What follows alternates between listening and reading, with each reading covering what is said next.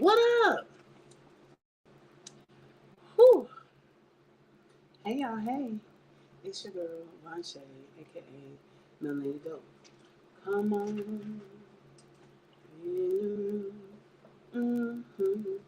Pull up on your way.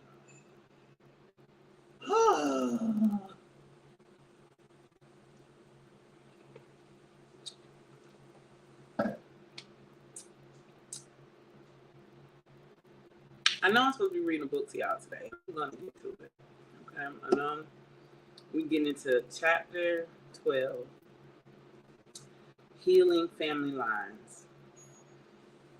This, I don't know, and I'm telling y'all, I have not pre-read this book. I am reading this book. It's new to me as I'm reading it to y'all, okay? And I just feel like looking at the subtitles within this chapter, the sections, this gonna be deep, okay? But before I get into the healing the family lines, I want to just take a moment to give honor to my best friend, who is now my ancestor. So somewhere around Sunday night, Monday morning,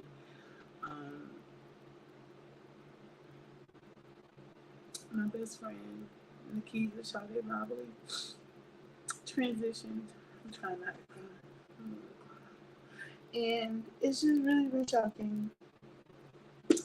Like, because, you know, of course you go through, I forget, I read it somewhere, the stages of grief.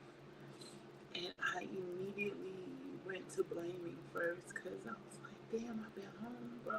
I've been home since June, you know. So y'all pray my strength, because now they're gonna her service is gonna be in Ashburn, which is about 2 hours south, Georgia. Either way, I'm gonna be there. Okay, I'm gonna figure this out because I'm not gonna miss her funeral. So yeah, y'all, if you feel it not robbery, go buy a reading, okay? And if you don't want a reading and you just want to make sure I get to say my final goodbyes to my bestie in this physical realm, you can cash out PayPal, Venmo, 𝑚𝒉𝒆 𝑩𝒐𝒌. But yeah, like, so it's still fresh, okay? And this is somebody I met her in kindergarten. You know what I'm saying? Her and her parents moved down the street from my grandma, and like thick as thieves, like since then. And we had that kind of friendship that we didn't have to talk every day. Hell, I may have went a year without talking to her, but I'm always like checking in, like. And so the last check-in was after her birthday. She had a birthday party, but I wasn't able to make it. And so I checked in after the birthday party. It was about a week or two later. And we were texting, and she was just like, yeah, you know, I'm just going through dialysis. And then I remember a phone conversation, and she just sounded her normal self. And that was before her birthday, which was July 13th. But anyway, y'all pray my strength, because then just thinking, like, I'm not a being of this world. You understand me? Like, I'm tired of everybody. The only thing y'all talking about right now is Diddy. And they just lynched a black man, Marcellus Khalifa Williams. Was it Khalifa? I think it was the middle name, but I know it's Marcellus Williams. Peace be upon him. They lynched this black man. Y'all, like, he was innocent. The prosecuting attorney said that man was innocent. They had no forensic evidence pinning this man. And so now my soul hurts. I am in so much pain. James Baldwin said, to be black and to be conscious of the things going on in the world is to always be enraged. And I'm paraphrasing because that's not a direct quote. But I know it was James Baldwin that said that, and he is absolutely right. To know like what's going on in the world, to pay attention to not the entertainment world, but like what's really going on in the world.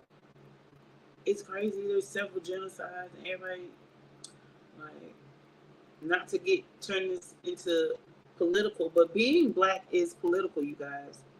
And so we gotta pay attention to everything. And I know I have no faith in our government. I don't care who gets elected, but I really would like to see third party candidates make it. The Green Party, you know what I'm saying? Like, we don't talk about those parties enough, because there's other options than voting blue no matter who. Okay, black people, there's more options than, like, I don't know why y'all think that when people say that they're not voting for Kamala, you automatically think that they're going to vote for Trump. That is stupid. That's ignorant on your part, because not only do I not have to vote for Kamala or Trump, I can write my motherfucking self in. You get what I'm saying, y'all? It's crazy. And I get it. In the beginning, I was like, oh, you'll split the vote and he'll still win. I don't give a fuck. What up, baby? Hey. I don't give a fuck no more who wins. Because this country ain't shit. No matter who is in that White House, Black lives do not matter to these people. Okay? So, Black lives have to matter to us. We have got to educate ourselves, and we have got to get together. Okay? Let's get together. All right. Getting off my soapbox. I love you, girl. Okay. We're going to take some deep inhales to get grounded, because that was very emotional. And I mean, if you're still here, you know, whether you're catching this live or the playback, you may feel, you know what I'm saying? Because I know a lot of empaths be picking up my feelings, and that's why I be trying to always stay positive. But yesterday, after I found out Monday, so yesterday I just spent all day processing it, working through it in my own way. And shout out to those who helped me process it yesterday. I appreciate y'all so much. So today's a new day. However, they lynched a man. That shit is just, ugh. It's all gotta burn. Okay, so we're gonna take some deep breaths to get grounded and shake this energy real quick. Ready? Remember, deep inhales through the nose, because the nose filters out what it can, okay, that you're inhaling. Ready? And then loud audible exhales through your mouth. Ready? Deep inhale. Hold it.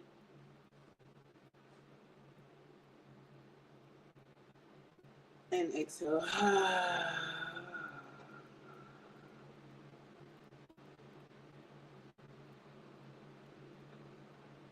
And remember on those exhales to push all of the air out, because that helps clean out the lungs, okay? What also helps clean out the lungs is mullein, okay? You can drink the tea, you can inhale the steam, you can smoke it, and it'll still help cleanse the lungs. But if you're going to smoke herbs, I would suggest you get a water bong, okay? Because fire is so harsh, but that water kind of helps bring it back to life. For lack of a better way of explaining it to y'all. Okay? So, another deep inhale through the nose. Loud audible exhale, emptying out the lungs.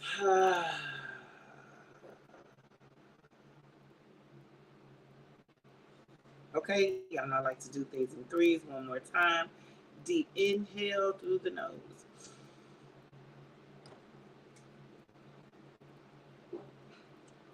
Loud audible exhale. Okay, and shake it off. Shake it off. All right, so let's get into this book. This is the book of Juju, okay? Africana spirituality for healing, liberation, and self-discovery. I haven't memorized that part yet. It's written by Juju Bay. You can find her at 𝑰TSJUJUBAE on all platforms. That is Instagram, YouTube, Twitter. I don't think she got Snapchat, but I don't know. She might. I ain't seen her. But yeah, so this beautiful book, we have made it to chapter 12. The last chapter was all about building your ancestor altar. You can go back and find that, catch that playback. If you would like a little quick guidance on how to put together an ancestor altar, I showed you. Like, I physically showed you my my little altar in the box right here. Okay, so you can go back and watch that part if you need the visual as to how, and or you can go watch Juju Bay on her page, on her YouTube page. Go, just figure it out and go do it, because you need to connect with your ancestors. Okay, that is a part of being. See, they the trick of the devil, and y'all know when I talk about the devil, we're talking about these systems and the matrix. Okay, we're talking about these entities seeking to steal, kill, and destroy us in every shape, form possible. Okay.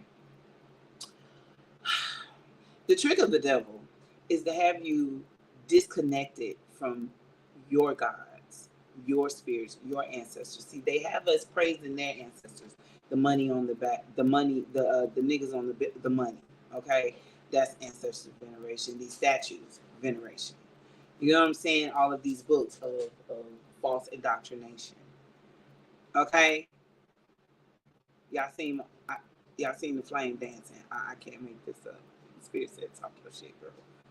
Okay, but so they got us venerating and praising all of their gods and ancestors. Meanwhile, our ancestors is like, yo, we on the main line. Tell us what you want. Jesus is a collective ancestor, okay? But we'll have to get into that another day as to who Jerusalem's son was, right? So right now we're gonna talk about the healing of the family line. Who that? Is that for me? No, I'm just kidding. She came in with Dunkin' Donuts. After I've been, I strayed away from my detox. I ain't even gonna lie. You don't love me, do you? She wants me to stay fat. Yes. Okay, I'm sorry, y'all. All right, so let's get into healing family lines. I am so grateful to my ancestors for the wisdom that they have imparted and continue to impart to me daily. But connecting with one's ancestors is not just a solo project. It is one that involves community and especially family. Traditionally, ancestor veneration includes rituals conducted by a clan or family unit, and each clan had specific ancestors that they consulted with regularly. Someone would usually be appointed, such as the eldest uncle. The consult of the ancestors leave offerings. To consult the ancestors, leave offerings on behalf of the clan, and appease the spirits in whatever way was necessary. This is, of course, a bit different today, given that many families live from each other, far from each other, are less likely to have access to ancestral knowledge and may not even know the names of the deceased whom they could benefit from contacting. Come on and get it. Stop playing. You can have all of them, baby. Come on, get it and go. I know you see me. Teenagers. Family units and communities are also sometimes a source of trauma, pain, abuse, and separation, which can make this process all the more complex. Oh boy. Oh, you know, oh. She's such a fat little kid. God. She got icing covered donuts with sprinkles. Yes, but that last sentence. Family units and communities are also sometimes the source of trauma, pain, abuse, and separation. I felt that. They felt that too. I lit that candle. The candle you see dancing, that's my best friend. I lit that candle to light her way to the afterlife.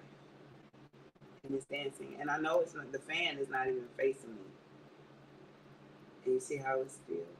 That's how I know that spirits are always with me, that my dead people, okay, they love me and they want to see me doing good.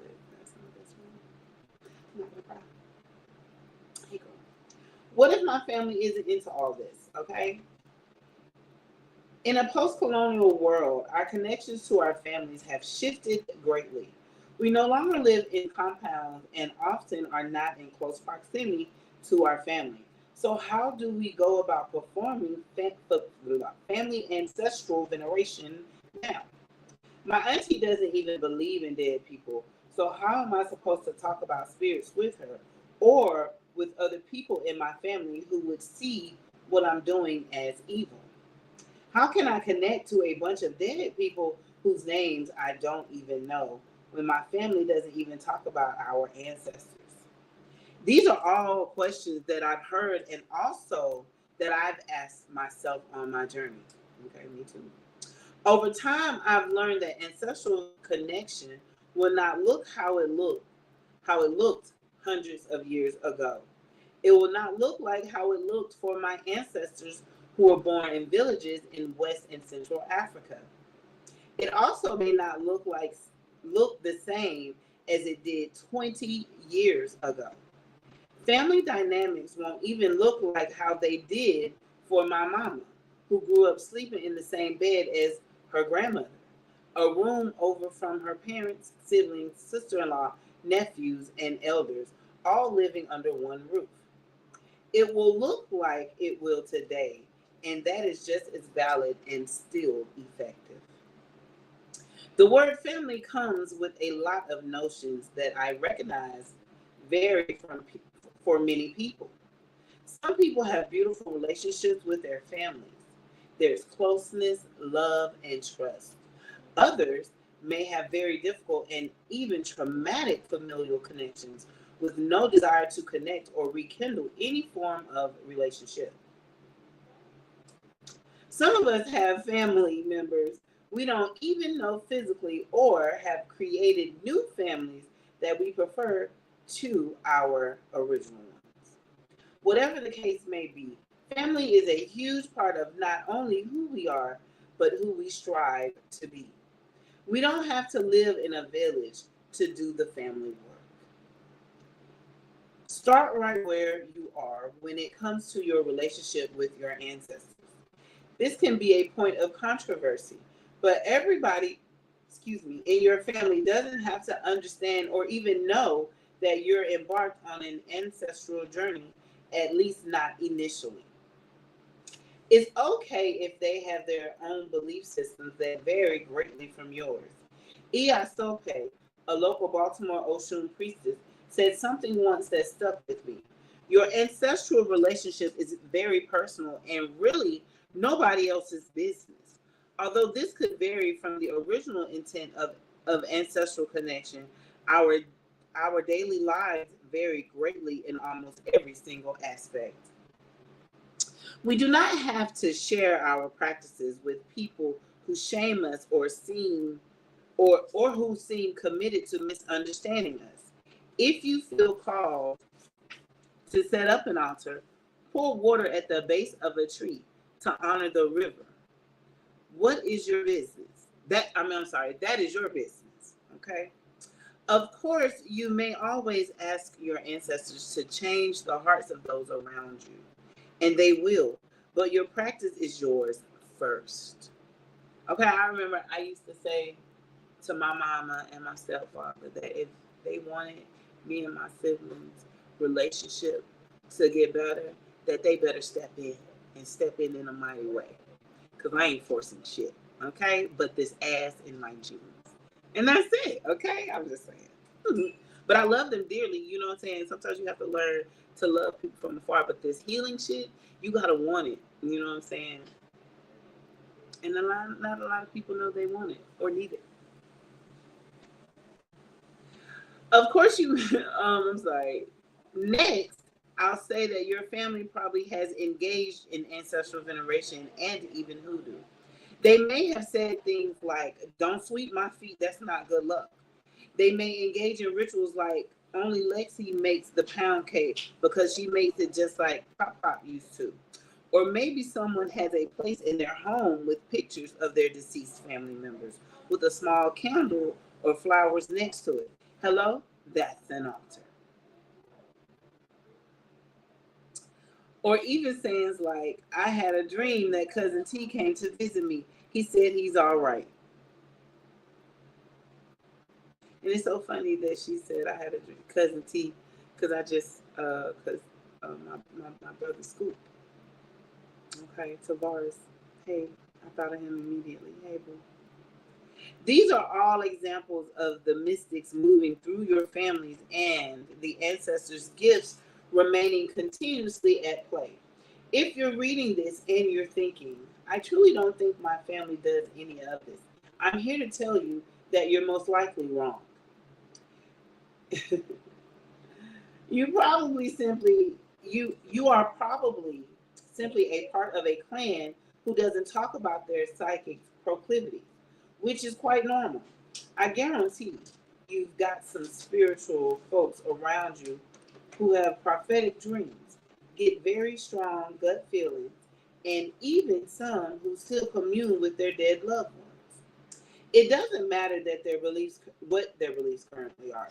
None of that has anything to do with your ancestors. You are not you're not the only one to have gifts in your lineage.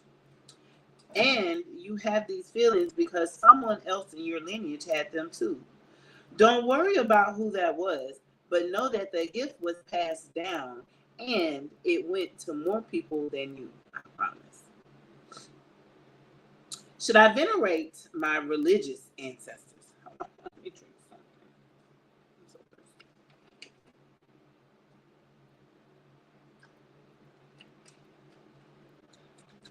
Now I can taste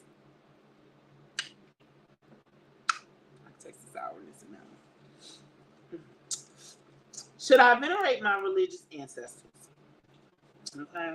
Because that church hurt is real. Okay. And I remember, I think it was like 2 years ago, people were trying to shame people who had church hurt.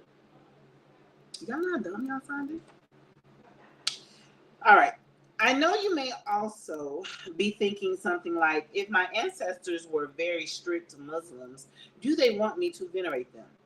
What if they do not agree with my current practices? In my experience, regardless of the religious affiliation of your departed loved ones, they do not mind you venerating them. Okay? They are dead now, and they have most likely gone through their own process of understanding, realizing slowly that they can communicate and even hear your prayers, wants, and desires. However, oftentimes, these ancestors who were devout in their religion will use that religion to communicate with you further. Although you may no longer read the Quran or identify as Muslim, your Nana may be trying to communicate messages to you through that text because that is what she knows and understands. You can always use these texts as tools for insight and wisdom while leaving behind the things you may not jive with. Yeah. The things you may not jive with, simply to enhance your ancestral connection. Also, remember that considering our ancestors to be only people that knew us in life or that we vaguely recall may seem easiest, but we have plenty more ancestors to work with. If you're still healing your relationship with religion, know that there are other spirits who didn't practice that religion within your lineage. Everybody wasn't Muslim. Everybody wasn't Christian. Everybody wasn't anything. Our spirits are diverse, and we should see them as such. Ask your ancestors, hi, can you communicate with me through other texts hi, can you communicate with me through other texts that are not religious? Or Can you communicate more through repeating numbers or dreams? Okay, I like music. Okay, you can ask spirit to communicate to you through music. They may or may not honor your request, but you can definitely ask. Okay, if not, call on the ones who are more open about spirituality and understand that there are many ways to connect with you. They'll come, they'll come too, but don't throw the baby out with the bathwater. My opinions is that if grandma is trying to bless you but needs you to read Psalm 130 for 3 days with a white candle, child, pull that Bible out, pull it out, and get your blessings. But it's your call to make. And if religion is traumatic for you and prevents you from keeping the channels of communication open with your ancestors, it's your prerogative to either direct that person to reach out to you in a different way or to shift your practice to focus on other spirits.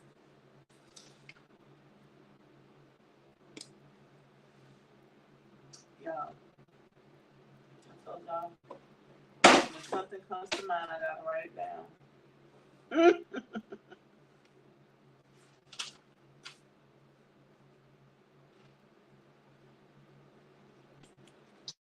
Psalms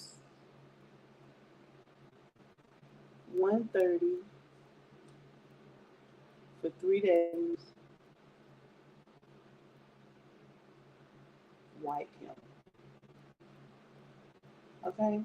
You put a pin in that. Okay. And then, let me not close this book because out of sight, out of mind. So that when we get off live. Oh, I had something else I was keeping my notes in. Let me not lose that. Let me put that there.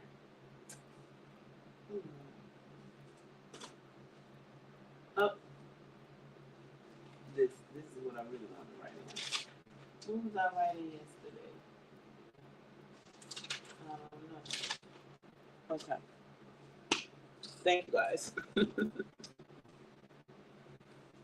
Thank you, Juju, for that. Okay, I'm gonna do that because I was spirit working things out, and I just thank them. I'm gonna do that. Okay, Psalm 130 for 3 days to get in a white candle to get my blessings. Here we go. But it's your call to make. And if religion is traumatic for you and prevents you from keeping the channels of communication open with your ancestors, it's your prerogative to either direct that person to reach out to you in a different way or to shift your practice to focus on other spirits. Should I communicate with people I didn't like? Remember that not every person who dies is automatically an ancestor worthy of your reverence or veneration. Some people who are now ancestors treated us or other people horribly while they were living. Why would I want to talk in death to my grandfather who was a raging, abusive alcoholic in life? Again, I'll say that you do not have to. You have the right to open your heart to those who make you feel safe. And if grandpa didn't do that, that's okay. Okay? The ancestral realm is so interesting because I believe that a lot goes on when our people die. Many elders have shared that when our people die, they are required to sit and watch their life play out like a movie, including their celebrations and joys, as well as their messed up decisions. Once that movie is over, a choice is made, not if they are going to heaven or hell, but if they ascend to the ancestral realm to help support their families or others, to course correct. Or need to return as a human again, also to help themselves and their families by being reborn. Most likely through their own lineage to course correct in the flesh. Of course, no one actually knows what happens after we die, but this is how I like to view the end of life. And based on my conversations with the dead, it does happen something like this. Interestingly, our ancestors often don't like a lot of the choices they made in their personal movies.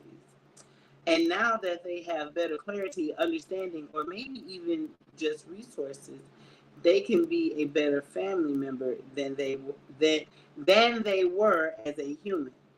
So sometimes that raging alcoholic granddaddy is actually the spirit guide closest to you because he wants to right his wrongs. Not always, but in my case of working with the dead, I have found that many people who were harmful in life are apologetic and want to make things right. But letting them do that is totally up to you. Maybe a part of your ancestors' journey is coming to the realization that you can't ruin your family and expect forgiveness from your descendants. Let them have their journey and trust yours.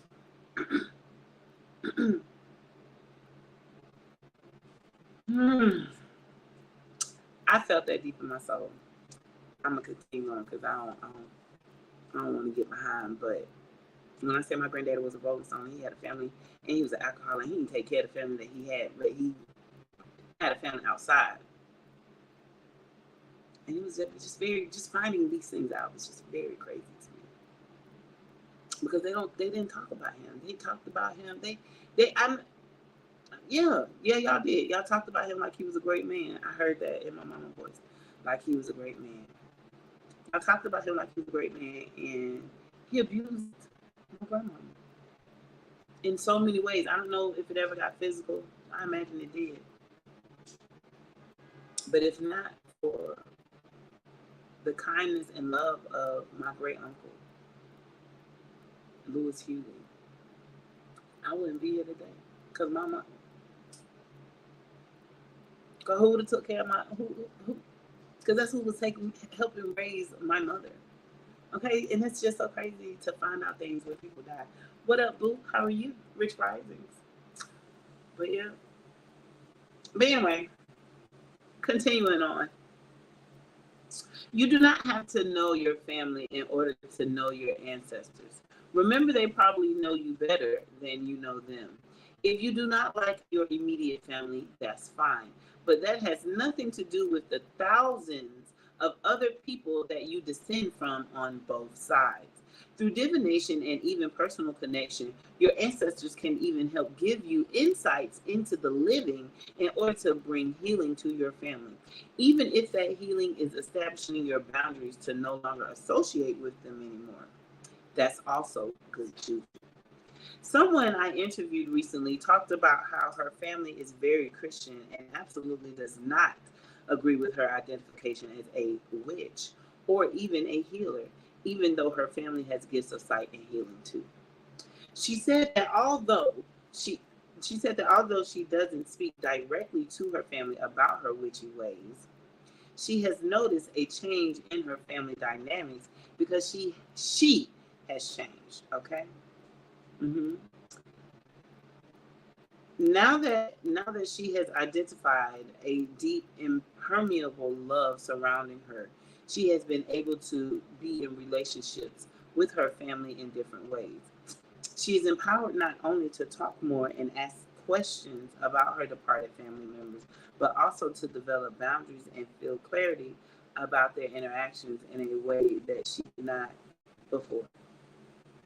She doesn't need to share with her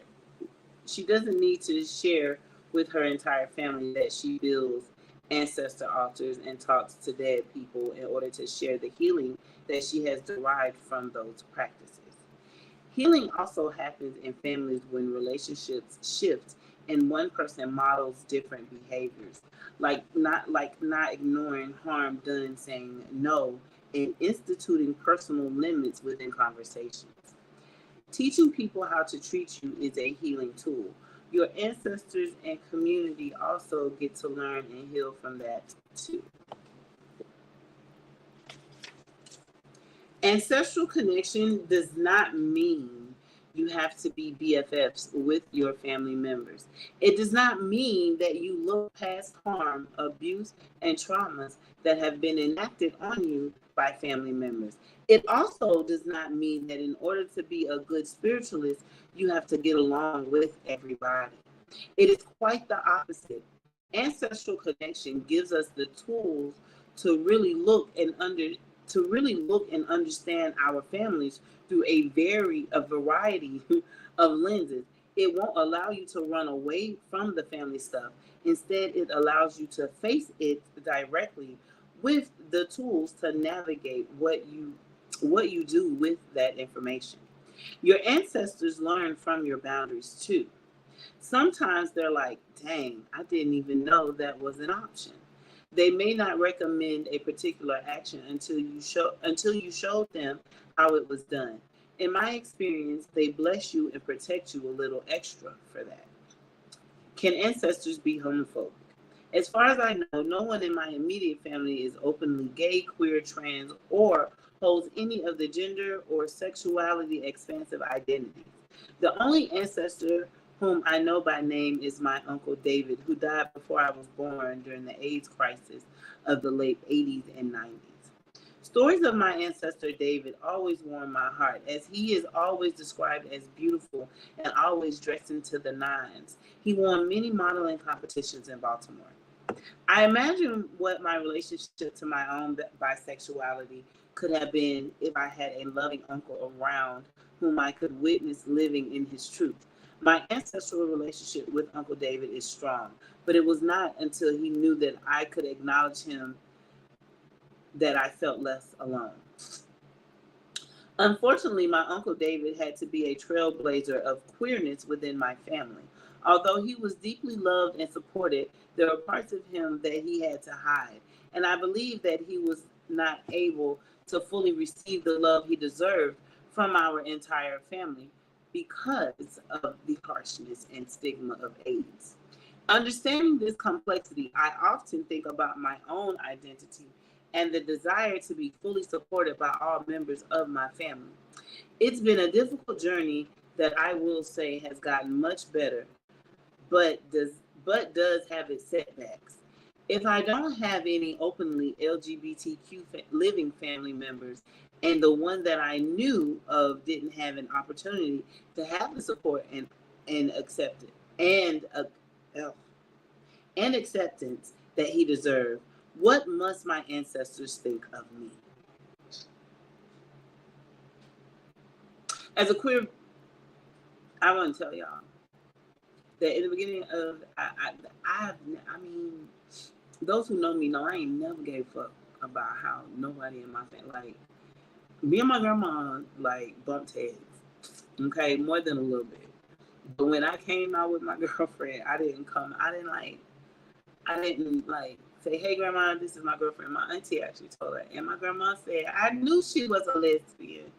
Yes, grandma, you knew. So they were not, like, openly, like, homophobic. But back in the day when they thought that there was this guy I was talking to, and his uncle happened to be a very openly gay black man in this small-ass town. And they thought that my best friend, who is a very openly gay black man in this fucking town, they thought that my best friend was calling that man, when really it was me calling that man's nephew. Yeah, I got shit for that. But anyway, I just want to let y'all know that when you cannot feel the love of your living village, there are thousands upon thousands upon thousands upon thousands of niggas that back you. And somewhere in there are the queer ones. And all you got to do is say, hey, pull up, show me that I am not alone. And they will. Okay? All right.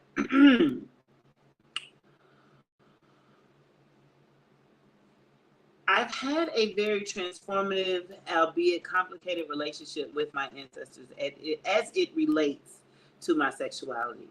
I know that at the beginning of my journey, I made a lot of assumptions about the homophobia of my ancestors because I was experiencing those phobias in my family.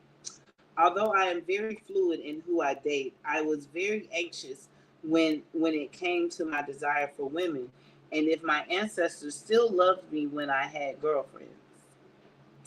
How could they?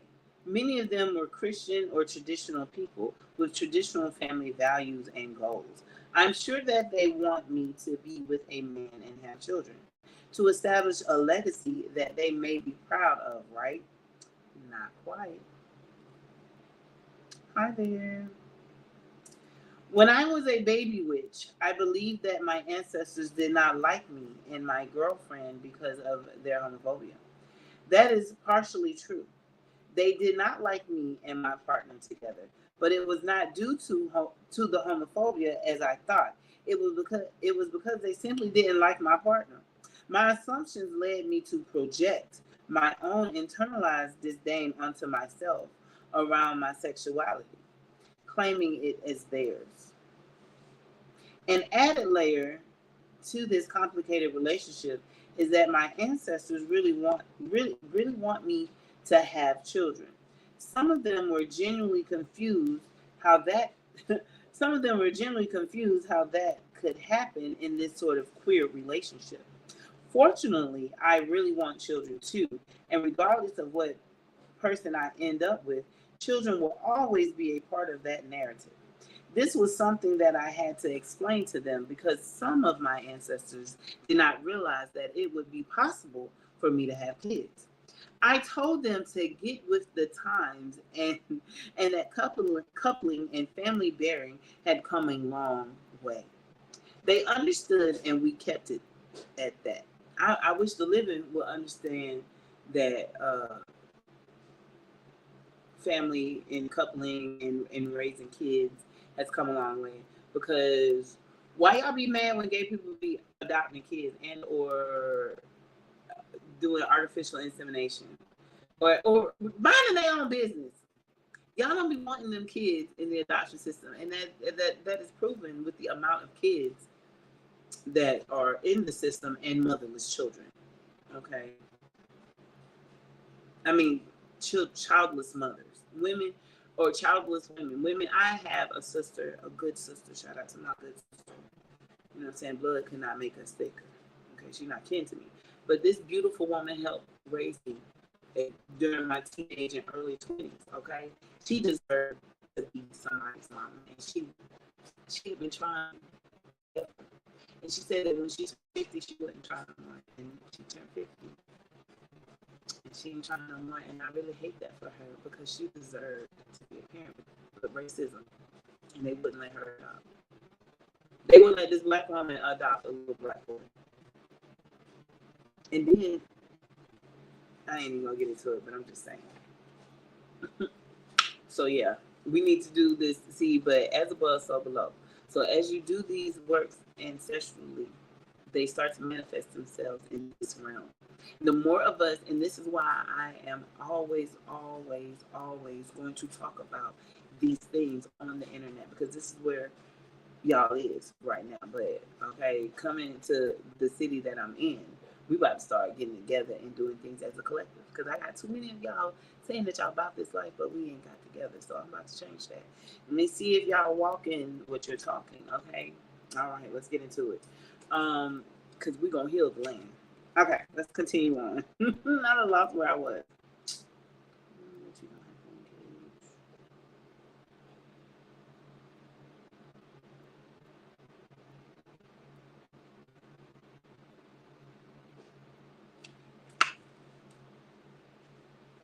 One of the reasons that I love ancestral relationships so much is because none of us know everything. We as humans do not know everything, and neither do our ancestors. It is a give and take relationship that involves a lot of communication, explaining, and getting our ancestors with the times.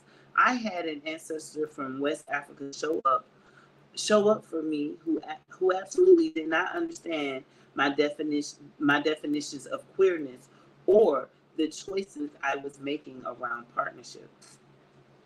So I explained my desires to her and the opportunities around my choices of partners that she was not afforded.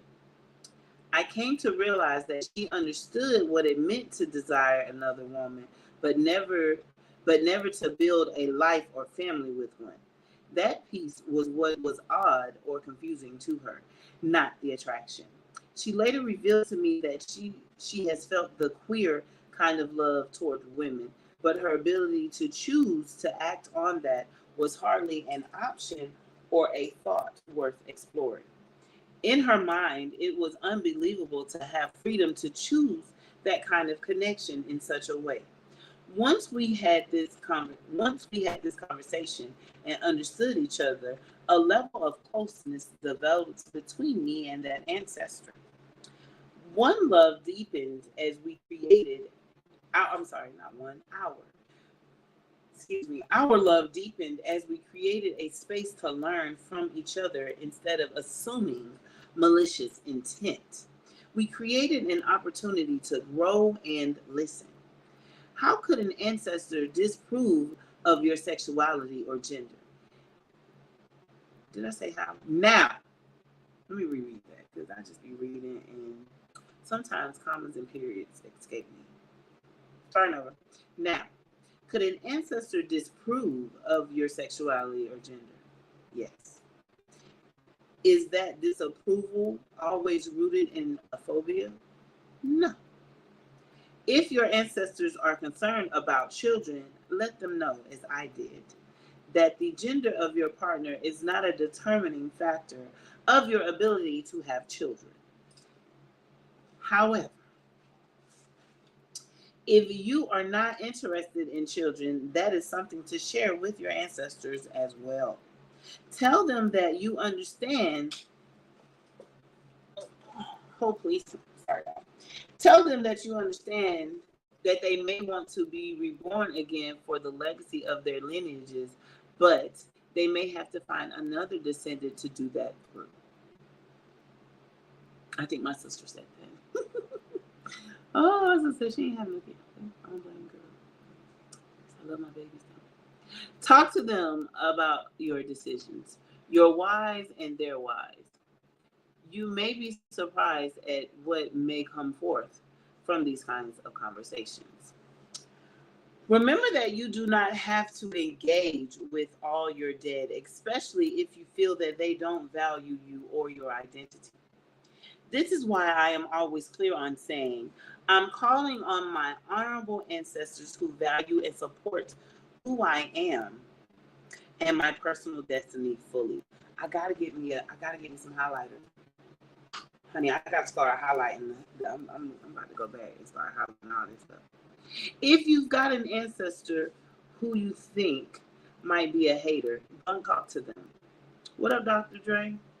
Unless you are like me and always want to know why people think the way they do and whether it serves anyone in the lineage anymore. I try to remain open to all the possibilities and to be sure I'm not projecting. Our people do know how to change, and it's an awe-inspiring moment when we can experience that change even in death. You have ancestors of many different identities. Some were gay, some were disabled, some were gender non-conforming, some were sex workers, and some were around before there were even names for these kinds of things. Unfortunately, because of the injection of Abrahamic tradition, our ancestral relationships to what is queer have been perverted through colonialism. Sexuality also may not have been a thing for them, as it is for us in these current times, in whatever society they may have lived in. Elder 𝑚𝒉𝒆 writes in her book, The Spirit of Intimacy, which, okay, anytime she mentions books that I actually have, I'm going to show you that The Spirit of Intimacy. This is what this book looks like. You should go get it, okay? Where was I? Elder 𝑚𝒉𝒆 writes in her book, The Spirit of Intimacy, that in Burkina Faso, shout out to them, they've been in the news, okay? Members of indigenous Dagara communities who would be considered LGBTQ in our society were considered the gatekeepers. Are you the gatekeeper?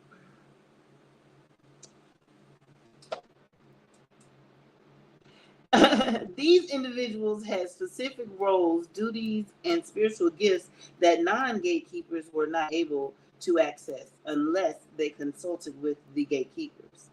Gatekeepers were respected for their magic in the village and valued for their ability to carry out certain rituals. Oh, you scared me. I forgot you was out there. This leads me to think that very there were very real levels of separation and acceptance among groups, not so much rooted in homophobia, but in sharing space with others who had similar rituals, rites, initiations, and gifts. Hold on, y'all. Hey, get dressed because after my live, I'm going to Nikki's. Do you want to go or not? Okay. In some cases, when our indigenous ancestors show up, they very well may have been gatekeepers, but they also may have not been connected to the gatekeeper community and thus do not have full understandings. It has been pivotal to me to remain curious about the kinds of identities that have existed, the language of the identities that we call ourselves, and the words we use to address our ancestors. They are not always the same. Whew. This is a thick section. We may not get through all of it because I still got 12 more pages. What time is it? No, we might. Let me drink a little water, y'all.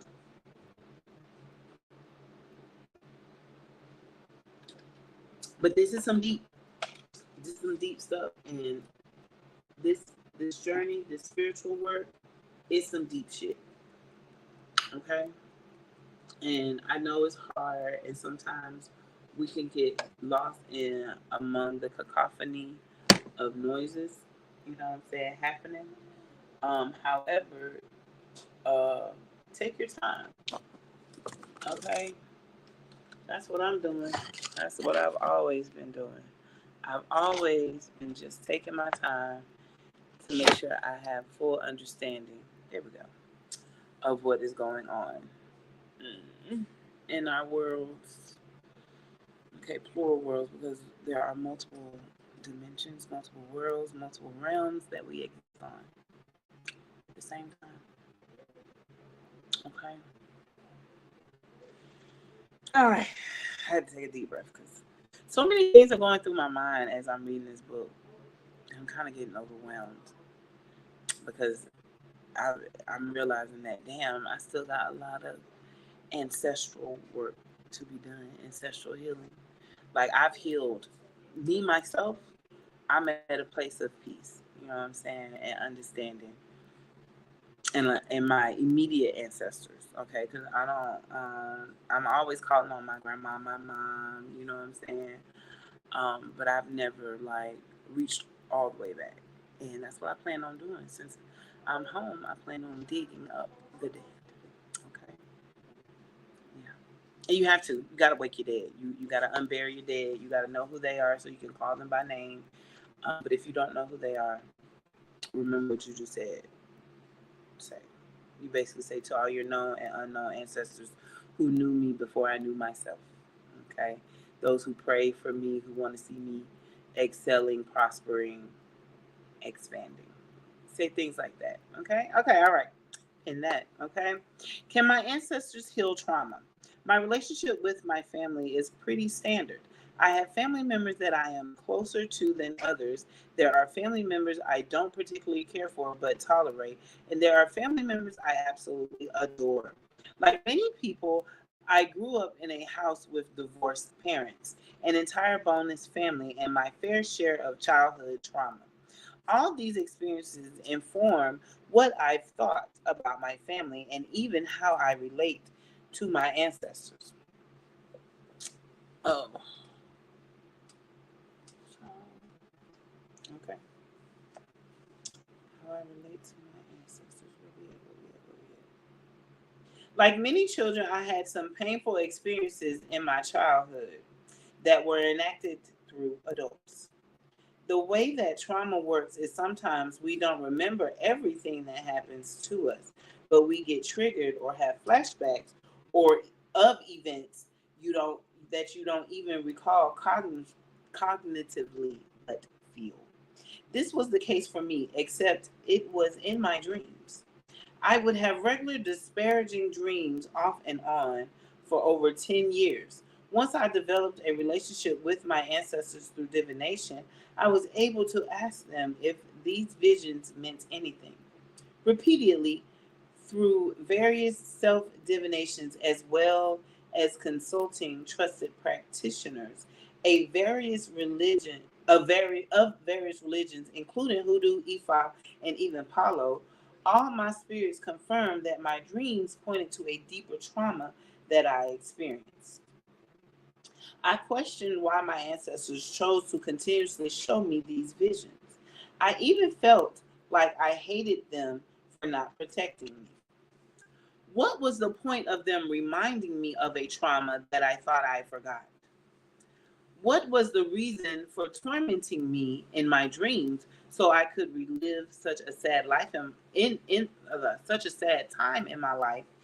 And what the hell was I supposed to do now? Well, you may be surprised that this opened up the floodgates of more experiences within my childhood, my traumas, my experiences, all the negative words that stayed with me, what I hadn't let go of. That's deep. Hi, you guys. Welcome in.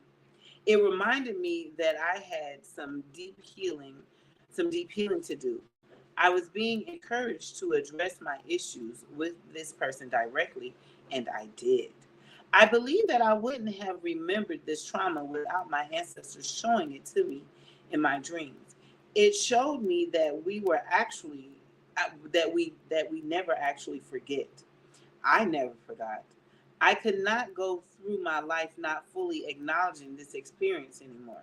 My psychic self recalled it, even if my conscious self did not. And my psychic body wanted to release that pain. My ancestors taught me that pushing things off and away is not healing. Trust that they probably know more about that than us. Because how many older Black people do you know that are practicing vulnerability and honesty around emotions? I don't know many. Rich Risings, Danelia. I don't know many elders that are able to openly express their emotions and feelings around a lot of the questions that I be having. And I be having a lot of questions because, again, we did not do a lot of talking about our elders and family members and ancestors growing up. You know what I'm saying? As I stated earlier, when we was reading that, and she talked about how you may not want to venerate the alcoholic grandfather. Hello, it is me. Okay, I put that nigga in the drawer. You understand me? However, what's really funny, before I've gotten into the practice of, before I go live, I invite spirit in and I invite my ancestors in, especially when reading things that are, you know what I'm saying, are tools for connecting with the ancestors. So I want them to show up. I'm probably gonna have to get off. We're gonna have to finish this up later. Yeah, cause I gotta. Yeah. We're gonna stop because we halfway through. We're gonna stop here because I'm gonna have to go. But yeah, like in thinking of the trauma that I knew nothing about, that my mother may have endured. You get what I'm saying? Like my grandfather was a Rolling Stone. He had kids outside of the marriage. You know what I'm saying? He was an alcoholic. Come to find out, his brother, my Uncle Blade, Louis Hewley Sr., was taking care of my mother, her sister and brother. Okay, so if not for my Uncle Louis Hewley, would I even be here? You know what I'm saying? Ain't no telling what coulda, shoulda, woulda happened had it not been for the love, grace, and mercy of my uncles. And so I put when I found all this out, and then on top of that, you know what I'm saying, how I have to find these things out just be tripping me the fuck out. I'll have a dream or something to come to me. I remember one day when I had the realization of what all my mom probably went through. Okay. And then that's what happened. I got the vision of of my mama, and And then I called my auntie, who was my mom's best friend, and we had a long talk. And that's when my auntie put me on game, and I thank her for that. Because if we don't have these conversations, y'all, we're going to continue these cycles that our grandmamas, great grandmamas, grandfathers, great grandfathers, and so on, and people in our lineage, in our bloodline. This shit does not just stop when the casket drops, okay? It doesn't. Y'all see my friend dancing in the background? It doesn't. All right. The work continues. Just because these people are dead does not mean that they cannot help you heal the traumas in your lineage. Because I'm said it once and I say it again. When it comes to healing my family, I tell my grandmother, I tell my mother, I tell my stepfather, and I tell my grandfather, and I tell my great grandmother, and I tell everybody in my lineage that if you want me to heal this family, you're going to have to put it in them to come to me. Because when I come to them, they look at me crazy. And I'm not going to go through all of that. I'm not. Who? No. I'm that type of nigga that I will find family, I will find community, I will be okay. You know what I'm saying?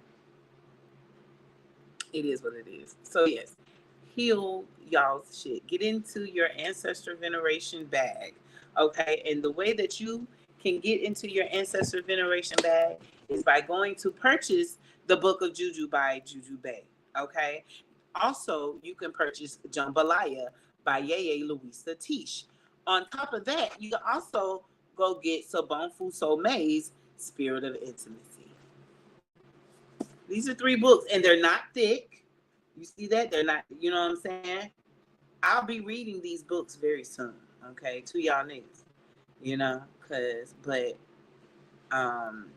I just got Juju's book in, and I started with this book because I feel like it's just a great opener to spirituality, black ass spirituality. But even if you are of other, you know what I'm saying, ethnicities, races, colors, creeds, and whatnot, you may want to get into it too. I mean, or just buy somebody black this book, okay? If you white and you want to support Juju Bay, but you like, nah, that book ain't for me, buy the book for somebody else. Okay, buy the book for one of your black friends who needs to get into their spiritual bag. Okay, but also, and I just want y'all to know that my best friend is white and a witch. And if y'all ever, because I do be having y'all come to me, so I had somebody to send y'all to. Because I'm not gonna tell y'all how to do what we do in black ass spirituality, but what I will tell you to do is holler at my friend, and her name is Angel Ward. Okay, shout out to her. It's her season, Libra season coming up. Okay. But anyway, enough of my ramblings and babblings. I gotta get gone. I love y'all. Thank you guys for pulling up when you did. I appreciate y'all. Catch the playback. We were doing chapter 12. We did the first half of chapter 12, healing family lines. We're gonna finish up. I'm gonna try to finish up. I'm gonna try to go live tomorrow because I gotta do what I gotta do so I can get to my best friend's funeral, which is gonna be Saturday. So yeah, if I don't, yeah. Matter of fact, yeah, we just gonna put a pin in it and we're gonna start fresh Monday. I'm going to take the rest of this week to grieve. Okay, but I did want to just come live today, and read a little bit. I'm just trying to get my mind off of these things. So I thank you guys for participating, for pulling up, for showing me love, for loving on me. If you would like I said, I get these coins together so that I can get to my friend's funeral. So if you would like to donate and or purchase, book a reading, a spiritual consult with me, Cash App, PayPal, Venmo, all melanated dope. You can find it in my over on IG. If you're on IG, you can find those things in the link in the bio. Thank you, baby. Thank you, Danelia. I appreciate it.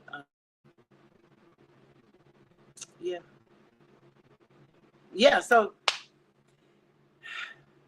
I think that's it. Yeah, great things are brewing over here, but right now I gotta put a pause, put a pin in it.